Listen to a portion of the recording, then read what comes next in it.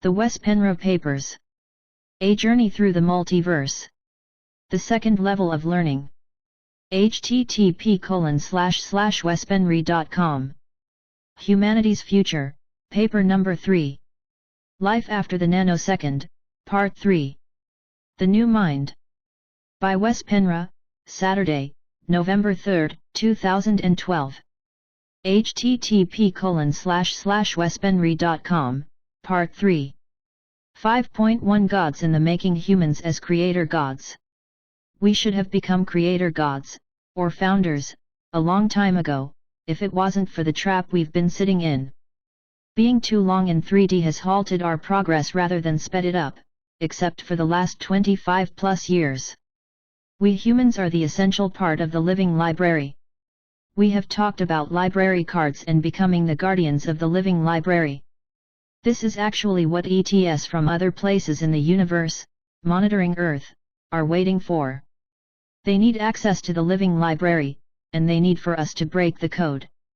Once we've broken the code, our full DNA and our full brain capacity supposedly will be developed. Allegedly, this is absolutely necessary for other star beings to take advantage of the library the way it was supposed to be. So the new cosmic mind includes us having access to all 12 chakras, which used to be called 12-strand DNA, 7 chakras in the body and 5 outside of the body. The latter are what I call the cosmic chakras. To become truly multidimensional, that's what we need activated. We also desperately need to get away from the influence of the Syrian Alliance and their mind control techniques and manipulation. Before humans can become guardians again, they apparently need to be open enough to meet the energies of those who are seeking information here. If they are not, how can humans accommodate them? Mankind need to be able to match the frequency of the ETS, or there will be no access for the star beings. We discussed earlier the fact that there are devices placed in secret places on our planet, measuring the overall level of consciousness.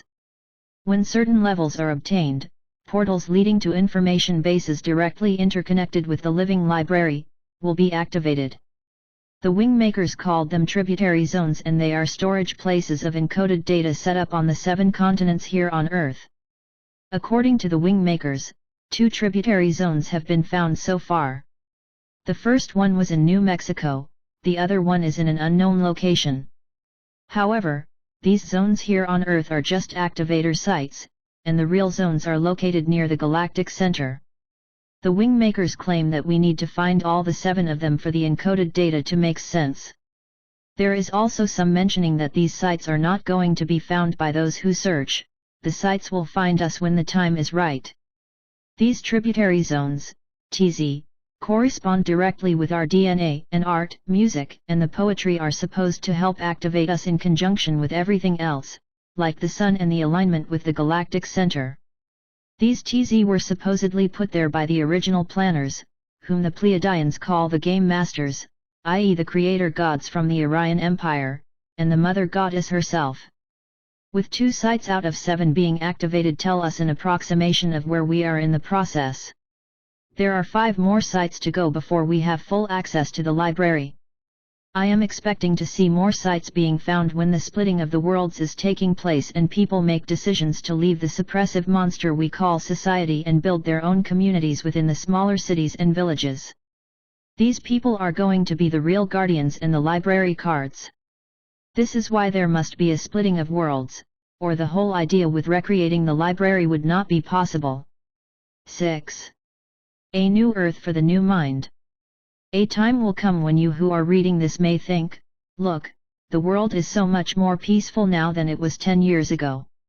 All of a sudden you notice that neighborhood dramas have stopped and become memories of the past. The media is still broadcasting their doom and gloom, but it's like people are not paying so much attention to that anymore. And you say to yourself, wow! The world has really changed. It's a much better place to live in now. When this happens, much has been gained, and kudos to you, because you are basically the one who created this better place to live in. It's not that you went along with your business as usual and the world around you started to change. Ultimately, it is you who are changing. If you live in a world that is threatening to you and your family today, and tomorrow you live in a world which is much less so, then you created that change inside, and your mind adopted to a possibility which vibrates on your heightened frequency. These frequencies already exist, and today they exist as probabilities for you. Once we change our vibrations so that the threats to our survival and well-being are no longer a real issue, then we have adapted to a new world with much better probabilities. This is the beauty of the multiverse, it is fluid and ever-changing. Actually, it's the whole purpose with the goddess experiencing herself. If the multiverse wasn't fluid, many things could not be experienced. You are contributing to the goddess learning process every day of your life, and so does everybody else in existence in this universe. And it works, even if the individual doesn't grasp the mechanics around it, although it's easier when they do. The example above is not science fiction. It will happen to many of us in the very near future. We will walk around doing our things, and all of a sudden we will stop what we're doing and look around in awe, thinking, my goodness! The world is really different, isn't it? And you will get epiphany after epiphany, realizing that you are happy, your life is sorted out, the turmoil that may or may not have been in your life before is gone, the healing along the lines of time, you have more time to reflect and discuss your insights with your spouse, friends, relatives, or whomever it may be. You may also notice that your friends are all, or for the most part, on the same wavelength as you are, and when you meet you are having a real good time, not discussing weather and wind and trivial things, but subject which lead to quite some insights. And what about the global elite? What about the Syrians? Well, the newspapers may still indicate that they are there, but you get the feeling that they are more in the background of things, and they are no longer so much of your concern. It basically feels like they are part of another universe, which would be true. You realize that if you just keep your frequency on the level you are on in this possible future, and raise it even more, happiness will remain and increase in your life, and the shadows of darkness that was overpowering the world before start fading away, slowly but surely. It's like when you quit an old habit, e.g. smoking cigarettes. In the beginning you miss the feeling of having one in your hand, your lungs feel like they are caving in on themselves, and your body is screaming for a smoke. However, with time it gets easier, and after a while you still feel the cravings, but they are not overpowering. A few years down the line, a few seconds of cravings which remind you of your old habits will hit you, but you easily shake them off and they disappear. It will be the same thing with the negative forces in people's lives. They are here because we allow them to be here, and we even welcome them. Our first step will be to not agree with their rules and regulations. This is really the hardest part, because we have their mind control so deeply rooted within ourselves. Things we are not thinking about the slightest as being such are only suppressive ideas that we would do 100 times better without. Realizing this and take action in order to build our own lives the way we want them to be is the equivalence to stop smoking and get all the cravings. We may even go back and forth in the beginning, longing back to being slaves, because it seemed so easy in some ways. We didn't have to think, we only had to work in the Syrian gold mines, letting the global corporations run over us and treat us less than ants. However, if we persist past this withdrawal period, and keep pushing forward our own will and our own agenda, the cravings will lessen and we're going to notice that we are getting happier and happier, because we are more in charge of our own lives. We may read about some new laws and regulations that will suppress people even more, and we understand that we are no longer part of that, because we have reorganized our lives so we don't have to adjust to their suppressive ideas. Eventually, we will be not only self-sufficient in our own way, a way that works for us, but our local universe will seem to adjust to what we are working towards. In fact, we are tuning into vibrations and frequencies that match our new consciousness and awareness, and we think that we will never again go back and live the way we used to live, like worthless slaved in a worthless society. Now we are worth something, we have developed skills in areas of our lives where our passion is, and perhaps we didn't even know a few years ago that we had any passions. That's how suppressed they were. I would say that everybody has passions, even those who tell me straight out that they don't. Just find them, they are there. We don't even have to look for them, actually, but just start working towards a better life for ourselves and our dear ones, and the rest will come into place as it may. The multiverse will adjust to us and vice versa. It's that simple. No one needs to go out in the streets with protest signs, or storm the government buildings. Indeed, that would defeat the purpose, because it will make the things we don't want even stronger. We solidify the problem when we put our energy on it and it becomes bigger and bigger. The solution is to educate ourselves, even if the subject is negative, and when we know how things work and what is causing the halt in our progress towards gaining higher consciousness, we don't fight it, but let it go, knowing it's there, but not anything we want to be part of anymore. Instead, we look in another direction and start creating something else, something that we want, not what the suppressive government wants for us. This is why Gandhi said that we need to be the change we want to see in the world. Because when we become what we want, we are literally changing our world, and we will merge with others who did the same. So, it all comes down on the individual. This is why I can't judge someone who doesn't think like me, just as little as you can't judge someone who is not like you. We all have the right to be whoever and whatever we want, and if we choose the dark path where we harm each other and play the I am better than you game, we also have to take the consequences, and they are harsh. They will eventually lead to the person's own demise even on a soul level, as I have mentioned earlier. Instead, go out in nature and look at all the beauty. It is when you realize that there is life in all things and you can really feel it, and not because someone says it is that way, then you can start communicate with everything in your environment and get communication back which you can easily perceive. As a real example that there is life in everything, let's take a look at the background I am using for this paper. For you who may read a PDF version, or maybe even a printed version, I will post the most significant part of the picture here below, figure 3 to 4.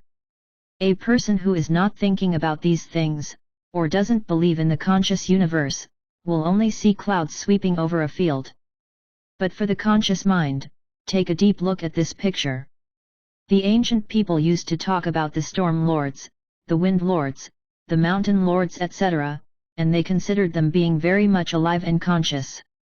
In the picture above, can you see how the upper, grayish cloud consists of a giant head and a torso? The head that is seen in profile is obviously a male's head, quite bird-like with a long, crooked nose, or beak, and his mouth is open. His right arm is very muscular, and it's almost like he is wearing some kind of armor. Underneath his right armpit is a bear. You can see the head in his grip and the bear's body continuing behind him, with a small tail and all. The white part of the front cloud looks like a bird with feathers, and you can vaguely see a beak, as the bird is looking down, towards the ground. It seems like she, its female energies, is pedaling herself forward with both arms. For the very perceptive, there are smaller figures hidden in the white section as well. Am I just imagining these things? Well, it's up to you to decide, because what is real for you is real for you, and what's real for me is real for me. I would suggest that when a big storm is on its way and is getting closer, we can actually talk to it, telepathically, and ask it to please change its path, and that there would be less harm done if it changed its direction and took course elsewhere. J.R.R. Tolkien was right to the point when he described the Ents, which for those who haven't read his books or seen the movies are the tree people. The trees are very much alive and conscious. In fact, they hold an incredible amount of memories. Not only are many trees very old, but they have a genetic memory just like us. And through the soil of the earth they are all connected and share memories all over the planet. They are very much in communication with each other. I've almost always lived relatively close to nature, and I used to communicate with the trees with no problem. They don't talk like you and I, they share their pictures, and sometimes they can even reproduce the sounds of certain incidents that happened in their area a long time ago. I have personally experienced these things, and they were very real. Mankind has so much to look forward to, and the struggle we may still be experiencing as we are healing our timelines may prevent us from realizing what is on the other side of these struggles. Sooner or later, the urge to connect with nature in a telepathic way and become a part of it again will become prominent, and mankind will eventually become one with it. As long as we are humans, nature is our home, and there is where we find happiness and spiritual strength. So, when times get rough and no solution seems to be in sight, take a break and go out in nature and look around. Touch it, smell it, look at it, listen to it, talk to it. After a while, nature washes away the worries and the heavy loads, and life feels lighter again. Then, when you return to reality, the solutions may come to you quicker and easier. 6.1. New communities. When people think of living in new communities, they probably think about leaving their homes, packing things in backpacks and move in with a community around a campfire somewhere, perhaps living a life without any technology whatsoever.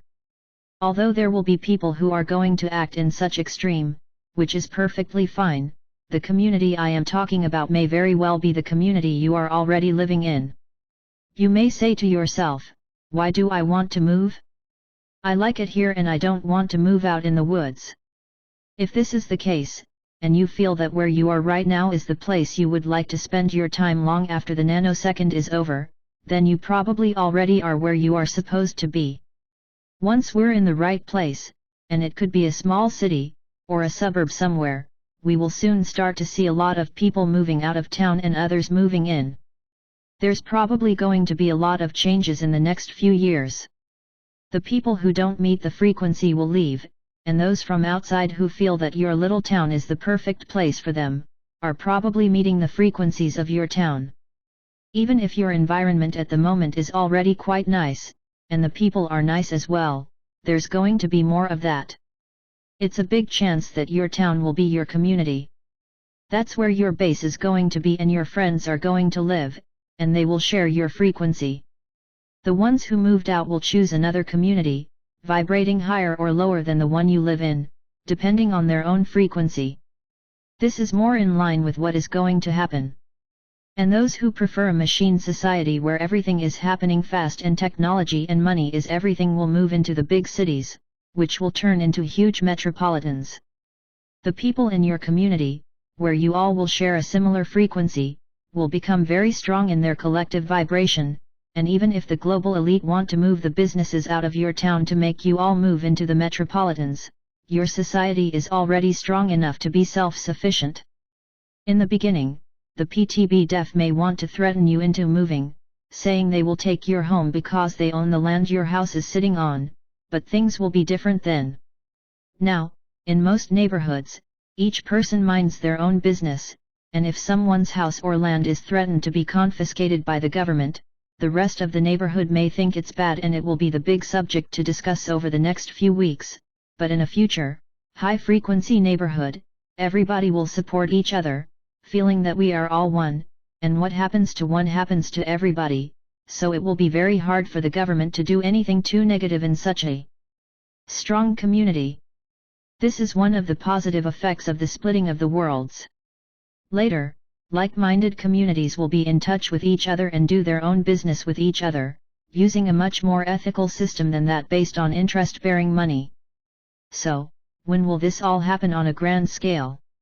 First of all, after the nanosecond is over and things are starting to slow down, all the chaos needs to be looked at and order has to come out of it. Things that have been stirred up need to be addressed and either thrown out or taken into account. We will still hear the barks from the Syrian wolves when they try to get everybody under the same umbrella, so the real splitting, leading to a calmer, less stressful society on behalf of the enlightened, may not happen until around 2028. This is a date I've heard from the Pleiadians. The wingmakers are less optimistic and mention 2065 to 2080, but the point is that it will take a while, although things will settle down in increments. This means that we may experience more peaceful and happy lives before that. Those years rather indicate when things have finally settled down, and the different worlds start drifting apart more and more, until they eventually, in a not too distant future, will cease to coexist. 6.2. Loose ends and imperative bits and pieces. Before we start talking about the energy exercises that it's really important that we all do, let's wrap things up by addressing some bits and pieces that I still want to mention before we're finished with the second level of learning. One thing I need to emphasize again, because I know it's very difficult for many of us, has to do with forgiveness. I have talked about the 6 heart virtues earlier, and the material can be downloaded from this site. It's imperative that we start applying those to our lives, or we're not going to be able to raise our frequencies and keep them stable. If we don't forgive ourselves and others, we will become like roller coasters. We're going to go up and down on the emotional scale and in frequency as well. We don't forgive our enemies because we all of a sudden agree with what they're doing, in case they kill, rape, and commit adultery or whatever, but because we want to let go off their energies. Otherwise we'll continue being affected by them even in the future, and we will not vibrate on the same high level as those people who managed to master forgiveness. Also, equally important to forgiving others is to forgive yourself for things you have done which you are not proud of. If it includes saying I'm sorry to someone, or to make amends, do so, but it doesn't always include saying or doing something for another person. You can for example forgive yourself for have been part of the Syrian control system, and that doesn't mean you should make amends to the Syrians, of course. If you feel you want to make amends to humanity for have been part of the suppressive system, the best way to do that is to leave this same system, raise your own vibration, and build, or become part of, a higher community. Your own thoughts and actions will inspire others. That's the way to do it. As human beings, we are here to graduate. Things are what they are, and we have lived through what we've lived through for all these eons of existence, under strong supervision of a very dark force. We can't make this force change, so the best we can do is to forgive them and move on, and not judge them. You see, we don't need to, they will judge themselves, and some of them are already breaking out of their own prison. Let's think about it, which would be harder? For we humans to break out of the prison the Syrians have created for us, or for the Syrians to break out of their own suppressive system? I would instantly say the latter. Still, there are those who have, the Pleiadians being some of them, while random beings from their society are breaking out just by feeling our new increased human vibrations. There is no better way to help than to work on ourselves. How many times have I said that now? I'm smiling as I'm asking this question, because I know it's important to repeat it. Whatever you do if you want to lead a happy life, don't hold grudges. These papers are not only for an informational purpose, it has a much deeper purpose than that. They have discussed some very dark subjects, and they have probably stirred up a lot of emotions in the reader, both negative and positive. Many probably have felt a great deal of anger when they realize what mankind has had to suffer in the hands of the gods. But the papers are also a test. Will the reader be able to feel love and forgiveness after have finished them? Will you still be able to feel non-judgmental towards those who are torturing us, realizing that their hell is even worse than the one they put us in? Can you still let go and not hold grudges against these people, who under some circumstances would eat you alive and rape kids and kill them? Can you see the difference between forgiving, loving, understanding, being non-judgmental and holding no grudges against these beings because it will set you free, contrary to having all these negative feelings against them, perhaps even an urge to kill them, which will not only hold yourself back and make you miserable, but it will also make the negative Syrian energies stronger, and this tension will continue forever between mankind and the Syrian alliance. If we leave them to their own judgment and instead raise our own frequencies in spite of the fear frequency that we are constantly bombarded with from them, we can also create splits amongst the Syrians themselves. The highest goddess energy is love. Love is in everything that's ever created, and believe it or not it's in the Syrians as well. They, too, can tune into the love vibration if they wish to and are brave enough to break out of the mind control they themselves are living under. As you can see, there are layers upon layers of existence, and we don't understand them all. But if we really understand what we've discussed here, we know enough to break out of the prison and perhaps take a few Syrians with us. After all, we are all Mother Goddess creation. On the frequency of pure love, fear cannot exist. Does somebody who is vibrating out of pure love hold grudges, and are they judgmental to their fellow being? No, we all understand that they won't. With that in mind, would what we discussed here above be wrong? Would it be an error to let all our negative feelings towards the oppressors go out the window? It would be great if everybody who reads this thinks about it long and hard and then start acting on the result of their contemplation. Those who work with the love energies will go along with what I suggest, and those who are not yet there will choose another path. Either way is accepted in a free will universe. We operate on the level we're at. That's how it works. 7. Energy exercises.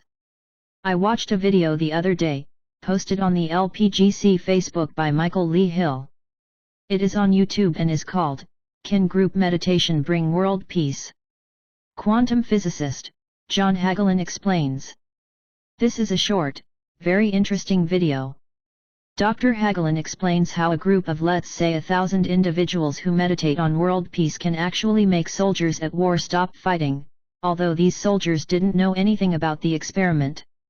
To make sure it was not a coincidence, the experiment has been repeated and showed the same results.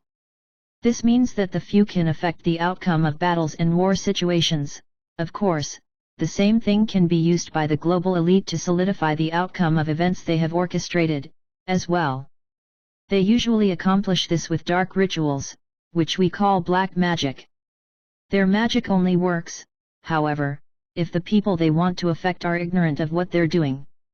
What this video clearly shows, and which is the most important part, is that it can be proven that on a sub-quantum level, humanity as a soul group are all one, and we affect each other with our thoughts and decisions. Therefore, meditation and breathing exercises, where we get in contact with the sub-quantum, which is the goddess energies, are extremely important when we want to raise our own frequency and that of our environment, and the whole planet. The good thing is that it won't take long. All we really need to do is to spend 10 to 15 minutes a day, in average, time well invested. Those who feel that prayers work well for them, it's another great way to create a wishful outcome. As long as the prayers are clean, to the point, and do not include purely selfish wishes, they are heard and acted upon. Just like group mediations, group prayers fill the same function and can create the same amazing effects. What method to use is really up to each and everyone, whatever works best for the individual is good enough. Doing breathing exercises, mediation exercises, prayers, yoga, or any other form of raining consciousness on a personal basis can be extremely powerful, but you can't beat doing it in a group setting. Often, the person does not belong to a group big enough to accomplish the goals, or at least, that's how they feel. Fortunately, there are big groups on the internet who do these things on certain times of the day or week, and anyone is free to join. However, I have a few words of caution. When a lot of energy is released from such joined efforts, the Syrians are very eager to eat that energy up. You may feel very empowered and energized during the session, only to crash shortly afterwards. If this happens, the energy has been stolen by non-physicals. Hence, it's imperative that clear goals are set before the session and that a bubble of protection is created by everybody to safeguard the energy. For the individual who doesn't have that much time at their convenience, I highly recommend the Quantum Pause, which is posted on this website at http://wespenry.com/quantum-pause.htm. It is highly effective and will always be, today and hundreds of years into the future. 8. The Omega. In these papers we have mainly concentrated on the Orion Empire and the Syrian Alliance, when in fact there is a multitude of star beings and star races out there in the galaxy and beyond. And more profoundly, even here around Earth and on the planet, and in its atmosphere as well. People are seeing UFOs in the skies which seem to be drawn in and out of our reality, and we see orbs in odd shapes no one can explain. Therefore, the easiest explanation is that they are spaceships from other dimensions, visiting us for one reason or another. There are a lot of things we see in the sky that could have a lot of different origins. One thing we haven't discussed in these papers so far in that regard is that many of these odd shapes and forms we confuse with UFOs are atmosphere dwellers, i.e. just like our home is on the ground, their home is in the atmosphere. But where do they come from? I would say that the RA material perhaps has the best answer to this question. They say that when Maldek was destroyed, Maldek is another name for Old Terra, of Tiamat, names I used in my papers, millions of souls got stuck in the ether. The destruction which was caused by the war between the Aryans and the Syrians, and which split old Earth in half, shocked the affected souls so badly that they couldn't move on from there. Eventually, the Council of Saturn, which I interpret as the Assyrian Council, had to intervene and help these souls back on track. Many of them were their own people. They ended up landing in spiritual form in our atmosphere here on Earth, millions of years after the catastrophe, and this is now their home. They are still discarnate, but are now and then playing tricks on us, showing themselves off to make us curious, and perhaps they have other reasons as well. So far, none of them has showed any hostility towards mankind or any other living creatures on Earth. It is my understanding that they are separate from the Syrian alliance these days and have their own civilization. The reason that I call this section the Omega is not because it's the end of humanity or the end of the universe. It's just the end of a major cycle, and the end of an old species and the birth of a new, upgraded one. So, this is not the end, it's the beginning. And it's not any beginning, it's a breakthrough, because mankind is breaking the time loop and the stars are waiting.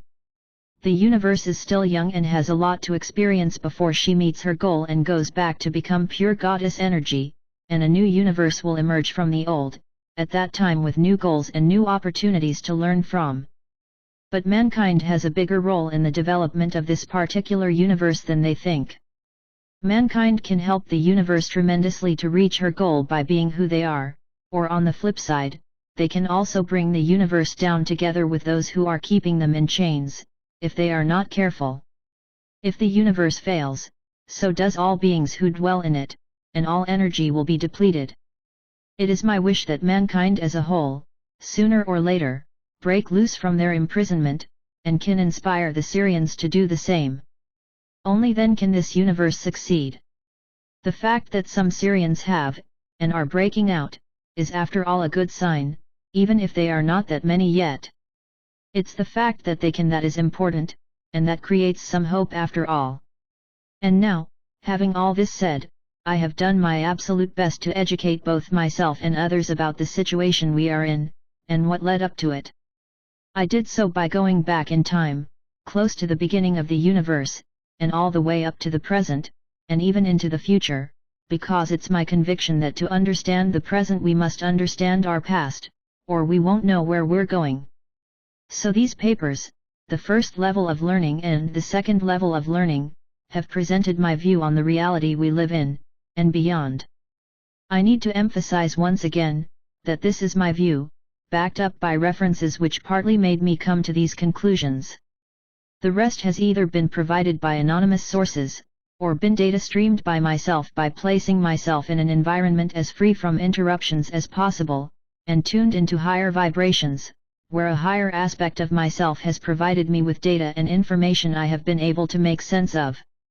All this in conjunction has formed the context in these papers and made it possible for me to sort out the data and made it coherent, hopefully. However, I urge the reader to make up your own mind and don't take everything I have been saying face value before first have investigated it further, or listen to your heart and your belly to tell you if it rings true or not. If my material still passes the test after that, please feel free to take it to heart. If it doesn't, discard what you feel is not fitting into your view or reality and beyond, and keep what you think will be helpful. The Omega is not the end, but the beginning of something new. Or, that's how it's supposed to be. Ponder long and hard over your decision, and I am talking to all mankind now. Before you decide to join this or that, or become sovereign and be your own master, think ahead, think about the consequences, not in this lifetime or the next, but millions and billions of years ahead as well. Your decision, the decision of one single being, may, in the scheme of things, be more important than you think. I'll see you again in the third level of learning. It has been a true pleasure, and I love you all.